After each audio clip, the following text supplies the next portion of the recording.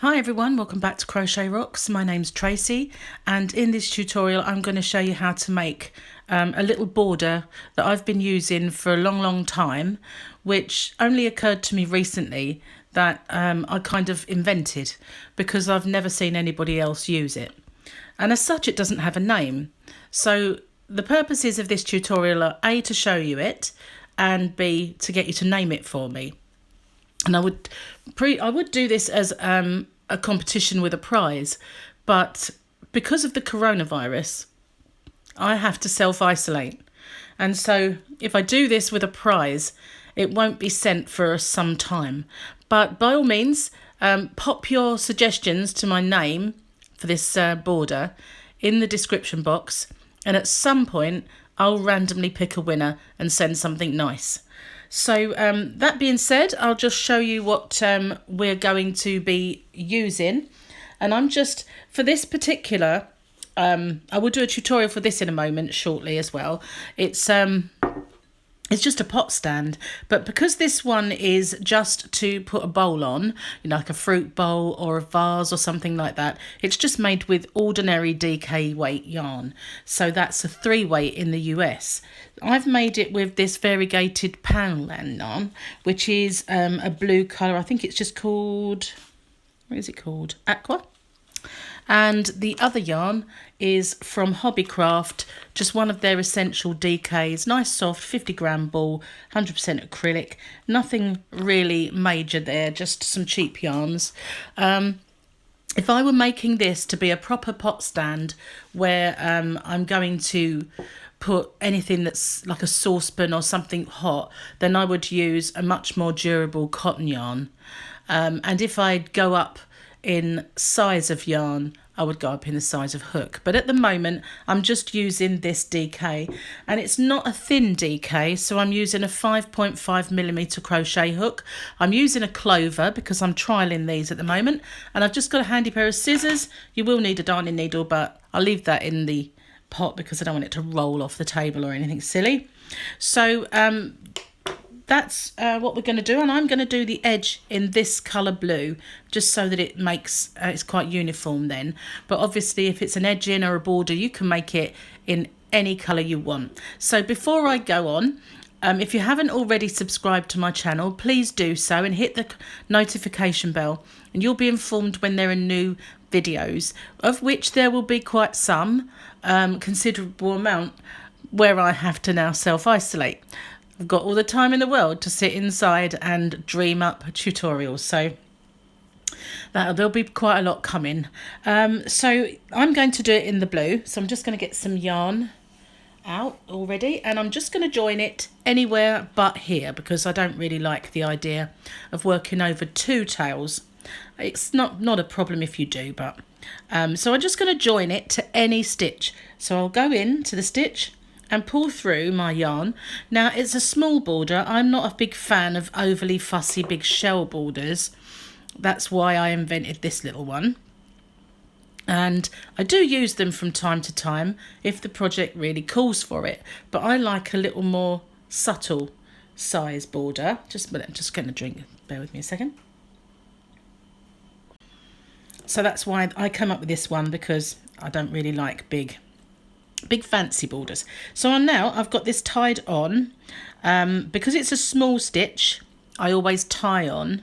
If it's a bigger stitch, then I join in a different way, but you can join it in whichever way you want. So I now insert, pull up a loop and do a chain, and that secures it on there for me. So in this very next stitch, and I'm going to work over this tail, so I'll just hold that behind so it doesn't confuse, and I'll zoom in a little bit. So in this very next stitch, I'm going to do 5 UK double crochets, which is a single crochet in the US. So to do that, we insert, yarn over and pull up a loop, 2 on the hook, yarn over, pull through both of them. And that's 1, and I'm going to do 5. So I'll do it again, into the stitch, same stitch, yarn over and up a loop, yarn over through 2. So that's 2, and I've got 3 more that I need to do in that stitch. So now I've got my 5, and what I do next is, the next stitch is this one here. It gets a little bit covered So just make sure this is the next one. I'm going to slip stitch into this stitch here. And then in the very next one, I do 5 again.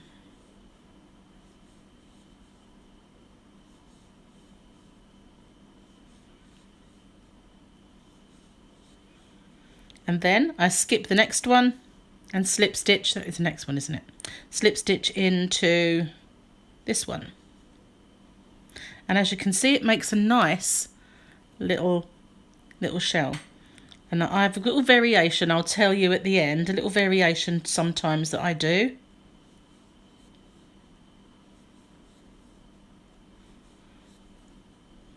So another 5. Skip 1, slip 1. Now I don't want to work over that tail anymore because I'm going to sew it back the other way so that it looks, so it's more secure, sorry. So in the next one again, 5.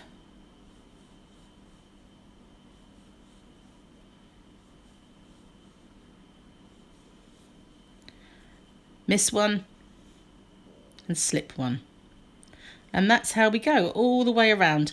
Now when you get all the way around, if when you get to this part there's not enough stitches, then I just move back here and I'll make it up somehow along here. It doesn't really make a great deal of difference because it is really just a couple of stitches you're talking about. But I think that's a nice little border that's not overly fussy or in your face. Sometimes a nice ornate shell border looks lovely. I did a baby blanket a little while ago and I made a nice shell, but then it was a larger project. But this one I think doesn't really need that big fancy border, and I like the fact that it's in keeping with the colours. It will just look nicer, I think. So I'm going to pause the video now and I'm going to continue all the way around, and I shall obviously, when I get to this point, I'll work over this tail as well, and then I'll pick up with you here and tell you what to do at the end, and I'll also inform you what my variation is that I often do, which is very effective. So thank you for now. I will catch up with you when I get back here. Okay, so I'm almost at the end. So there would be my skip 1 and my slip 1. And the next one is going to be a little tight. So I'm just going to see what this looks like.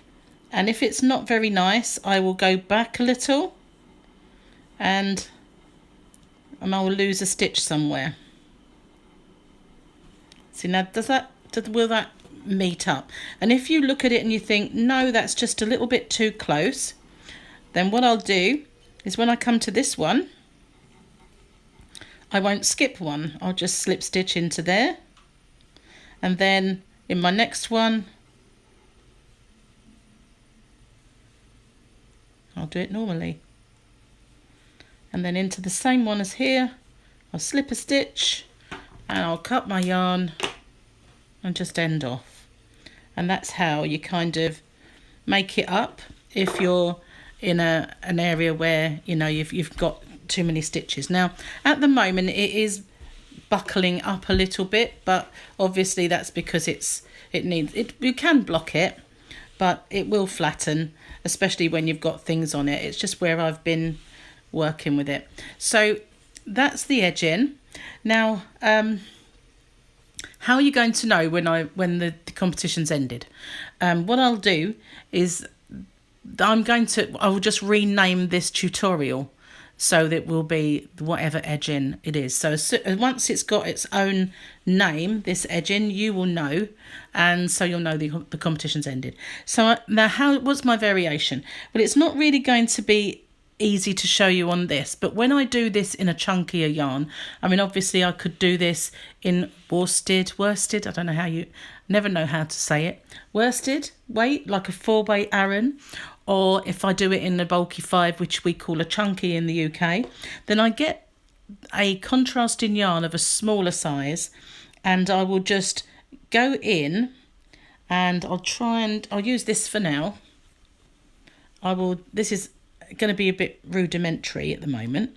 I'll show you what I do. I just go in and I slip stitch all the way around the top edge. It might not look very nice in this kind of weight. But, you know, it does actually look quite effective in a fatter, kind of bulkier yarn. It might look okay. We'll see. See what you think. But I sometimes do this as a variation just to kind of give it a little something else. So if I pull that up, you'll see what that does. It kind of makes it have a little edge to it, and it's kind of a double edge at the end. But of course you don't have to do that, and it looks better obviously on a much thicker edge. But that's my variation. So thank you so much for watching. If you can find a little name, I've already had a Crochet Rock stitch and a Rocky Road stitch, so this could be a nice little border name for someone to come up with. I've had a few suggestions already, but I'm going to choose them from this video if I can. So thank you so much for watching, and I'm going to pop on a tutorial for this pot stand, which of course you can make in cotton so it will withstand heat. Thank you very much for watching. Until next time, bye bye for now.